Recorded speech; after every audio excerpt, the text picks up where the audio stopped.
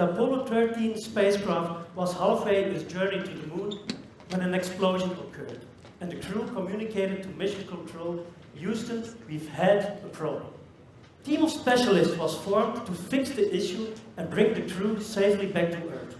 The team succeeded and they received the Presidential Medal of Freedom. The term used by NASA for this kind of team is a tiger team.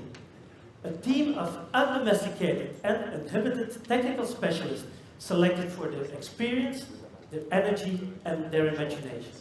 What a wonderful definition. The original goal of NASA for the tiger teams was to solve negative problems, such as failure in space. But what if we would use this concept of tiger teams for positive and creative purposes, by bringing together a team, not necessarily of technical specialists, but people from different worlds, from different disciplines. Based on this idea, I started with Hasselt University with a new research group, TEDxLab, with as mission statement, exploration and crossover for a creative and sustainable future. And I was particularly intrigued by the question, how far can we go by bringing together different types of knowledge and imagination? For Einstein, imagination is more important than knowledge. Knowledge is limited. Imagination encircles the world. What if we would bring together Einstein with Picasso? They were both two icons in their domain. They lived in the same period, and based on the picture, they could have had the same hairdresser. But in reality, they never met each other in person. But what would happen if we would bring together these two different types of imagination? Well, in our society, sciences on one hand, arts and humanities on the other, they live in a quite separate world, with often little interaction between them. And in 1959, in Cambridge University, British novelist and scientist C.P. Snow gave a talk where he called these two worlds the two cultures.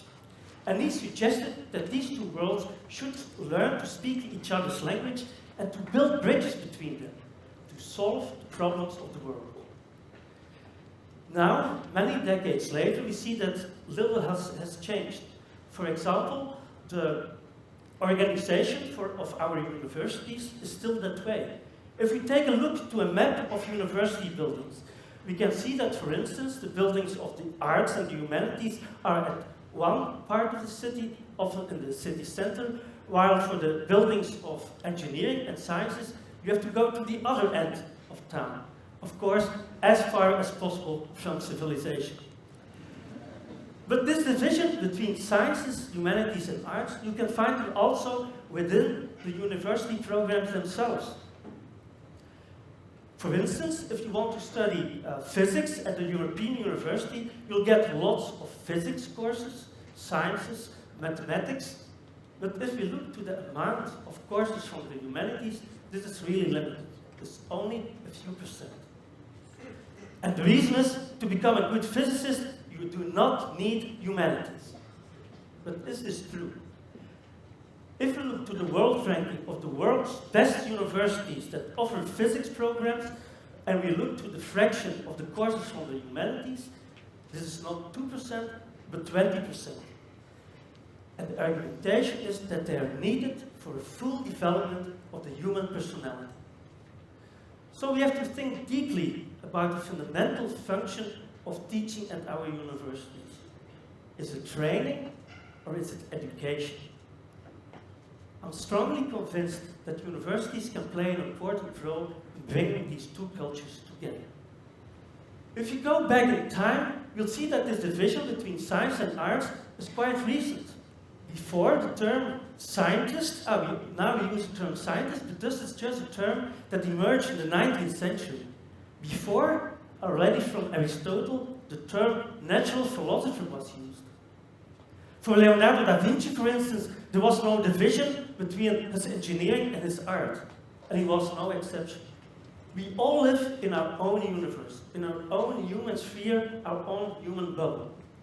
And take a moment to reflect for yourself. What kind of human sphere or human bubble are you living?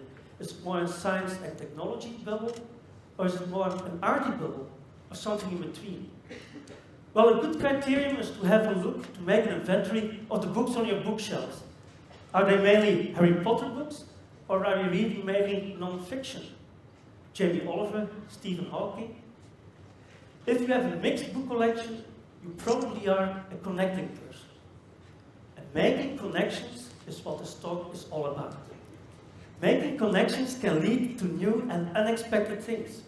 Even in chemistry, if you connect hydrogen and oxygen atoms, you get water that has completely different properties than the constituting atoms. Connecting ideas is exciting, it's fun. Connecting ideas is like surfing on a wave of creativity. A book that you could add to your book collection is a brilliant book of Stephen Johnson on innovation, where good ideas come from. And a quote that I like very much is, good ideas want to connect, they want to fuse, they want to recombine, they want to reinvent themselves by crossing conceptual borders. And in the same spirit, in 2015, the top scientific journal Nature had a special issue on the theme interdisciplinarity, why scientists must work together to save the world. But if we really want to save the world, a cross-disciplinary collaboration between only scientists will not be sufficient. We'll need also the collaboration of many other disciplines too. And therefore that TEDxLab aims to be at a crossroads where not only scientists encounter themselves, but they also meet with technology, economy, arts and design. For problems that are not one-dimensional, I mean that cannot be solved by one single institute, discipline or company, within TEDxLab we try to bring together a dedicated tiger team, an X-tiger team, a crossover tiger team, to look for a crossover solution. And with crossovers, we often think about cars that have both features from an SUV and of a regular car. But with crossovers, we can go much further. Crossover and cross-fertilization between different worlds can lead to new and unexpected things. For example, if we combine architecture with ecology, we can create vertical forests, and we can turn our cities really into green cities. If you make a crossover between fashion and technology, our clothing can become an electronic skin with endless creative possibilities, ranging from health monitoring to electricity generation, as pioneered by fashion tech designer Pauline van Dom. But the largest crossover that is going on right now is the digitalization of our world. In September 2014, Time magazine had a cover article with a title, "Never Offline. How wearable tech will change your life, like it or not." Crossover will be required in the digitalization because every sector of our society will be affected by this digitalization, and all sectors will make crossovers to technology, to electronics, to the digital world. And therefore, to make the proper decisions for the future, a crossover state of mind is essential. Here you can see a first example of a first tiger team that we brought together within TEDxLab to create an intermediate tool between a walking frame and a wheelchair to improve the mobility and the well-being of multiple sclerosis patients. This team consists on one hand on designers, engineers, physicists, and on the other on revalidation specialists and David Seffer, the MS patient who formulated the problem. A very nice result of a crossover co-creation. But this approach of crossover collaboration can also be very powerful in scientific research. Crossover between disciplines can lead to new and unexpected insights. I've been working as a physicist for many years in close collaboration with chemists to better understand and develop a novel type of solar cells, organic solar cells. Here you can see an example. These solar cells are very thin. They're bendable, they can be rolled, and you can imagine that this can lead to lots of new applications. Well, now, it's important on this point to say this development would not have been possible if physicists and chemists would work separately. Within TEDxLab, we're taking this crossover now a step further. And we try to learn from nature how we can improve these solar cells by learning how our plants work, how is photosynthesis work. And even a step further, we're trying to learn, can we get electricity directly from plants? Another example of a collaboration with biologists from Antwerp and Delft is a study of a recently discovered type of bacteria, cable bacteria. I see in the audience that this is not something very sexy or attractive, but these cable bacteria, they're really electrifying. They have exceptional electrical properties. And we've shown in our lab that they have the longest electron distance measured, transport distance measured in the biological world. This is not only of fundamental importance, but this can be also interesting towards future visionary applications, such as, for example, biodegradable electronics. That could become a solution for our growing problem of electronic waste. I hope with these examples to give you some flavor about the power and the possibilities of crossover collaboration. How it can lead to very nice solutions for small and big problems. But how do you start with such a crossover collaboration? Well, if you want to create your own crossover target team, it's not essential that you have a team of experienced specialists.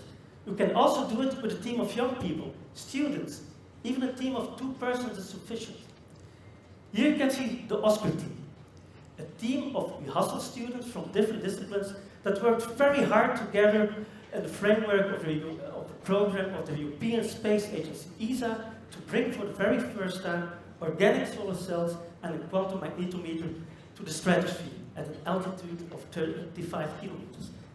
And they succeeded. Have a close look to this team and compare it to the next one. Perhaps you can see some similarities. Probably both teams didn't share the same fashion design. Both teams, they fulfilled the X-target team formula. The recipe or the formula for successful crossover collaboration requires a number of ingredients. First of all, traditional team ingredients like one mission, dream, trust, positive energy. But very crucial for a crossover target team is that you have a project-specific team. That for each problem you bring together a dedicated team of people with complementary and similar expertise. The more the similar, the better. And since you will have a very heterogeneous team, it's of crucial importance that team members understand each other, that we have a good communication. But if you have all these ingredients, I'm convinced that you can reach for the stars. I started with Einstein, I will end with Picasso. For Picasso, everything you can imagine is real. And we live in an amazing era with fabulous technological possibilities, where almost everything that you can imagine can be turned into reality. And therefore, I would like to invite you to build bridges, to connect your knowledge, your imagination, with that of people from a world different from yours. Unleash the superhero in yourself. Perhaps change your fashion design. Read other books. Enlarge your human sphere and make connections to other worlds. Spaceship Earth is sending out urgent messages. Houston, we're facing global challenges. And therefore now, more than ever, we need to connect our ideas and to blend our imagination into reality for a creative and sustainable future. Thank you.